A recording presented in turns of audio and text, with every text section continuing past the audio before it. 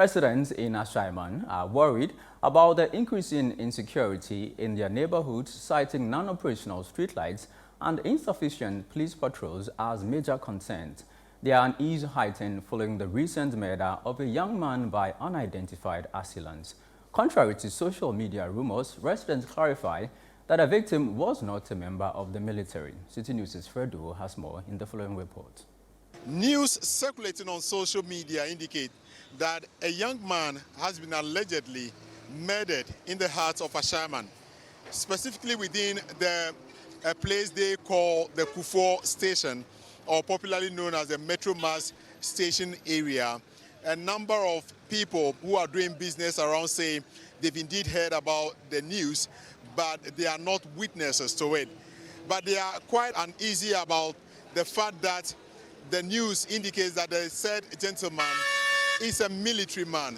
The residents are saying they fear the military may invade their community to, as it were, maltreat them like it was done in 2023 when a young 21-year-old Sheriff Imoro, a new recruit into the military, passed away at Ashaiman Taifa. The military did not take it kindly with the residents in that area. They went into the community, molested the individuals or the residents, and later arrested about 70 of them. Now, this news that is coming out indicating that the gentleman who died yesterday is a military man. We are picking information that is totally untrue. The Member of Parliament for the Ashaiman constituency, Ernest Nogbe, has been speaking to Citi News. Yesterday, I also heard of the news, and I contacted the police who, ascertained the fact that there was a killing. But this killing was about a civilian, a used clothing dealer who was murdered. As at whether the used clothing dealer was murdered in Ashaiman or not is another matter. So the police is making an investigation to get the facts out. So far, I understand some 2 guys were arrested and are in the police custody. But how did it happen? Well, we can't tell. It happened around the Kufo station. That is the main station. We may not be able to know how it happened, and whatever happens, the police will be able to tell. But for now, 2 guys were arrested and they are in the police custody. And the deceased person is not a military officer. From what we are gathering, the gentleman ended his life, basically dying at this particular location in front of the Total Fuel station here in Ashaiman. There is an elderly man here who has laid his wares selling some items. Always, if I come, I normally sweep here, take here very neat before I put my markets. So after sweeping, I want to use some cocoa. When I went to the cocoa seller, they say, I haven't heard the news. I say, what news? They say, I'm not coming yesterday. I say, yeah. They say they killed somebody from my place.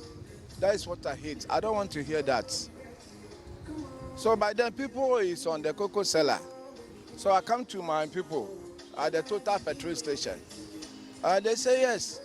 Some of them say that they themselves, they haven't seen the guy, the one that come and die here. They took him down from the, let's say the express, this highway. The man crossed to this side, but I don't know how come. But before I come, I don't know, say there is a lot of blood under the sun. So through that, when I sweep, getting to the end of my sweeping, I find some blood under. It is that they told me that is the place the man died. For security reasons, we will not put your name out there, neither your face. I am giving you that assurance. But what have you heard happened here yesterday with regards to a gentleman we understand passed away? Somebody who happened to be around at the time the incident took place told me 2 young guys approached the gentleman trying to snatch his phone away from him. So in the course of that, a struggle ensued, and then one came from behind and took me with a knife. And so the guy fell down and was calling for help. But before, sympathizers could rush to the scene, he was already almost gone. So police officers were called in and they picked the corpse away. As to whether it was his status relative to a military or a civilian, I couldn't verify to know whether that really was the case. Honestly speaking, we are all on an easy come at the moment. Last year, I've forgotten the month, but there was an incident where a young recruit, I was told, was murdered in a suburb of Ashaiman, and it resulted in the brutalities and all of that. So once bitten, twice shy. So we're all kind of in an uneasy situation now. They two come for this one, this side, other side. But the situation, you know the work. You know the work. The man may be like he won't fall go there, he won't run go there, hospital. Where he can't fall for here. The guys, they stand here. If you do the kind side, no, they took your back. You the whole phone, no, they go took your back, your phones. There be 3 boys, they do that thing. Last week, they collect somebody in back and this was the wrong. Why won't you report to the police if you know them? Well, police people, if you report them, master, they're not going to do nothing. Because the thing that happen around 3 to 2 that way, the thing that happen. The residents have raised concerns about the unavailability of street lights on the main stretch from the Tulaku roundabout all the way to the Ben Clinic, where we even have the major lorry station as well as the police station on this particular stretch.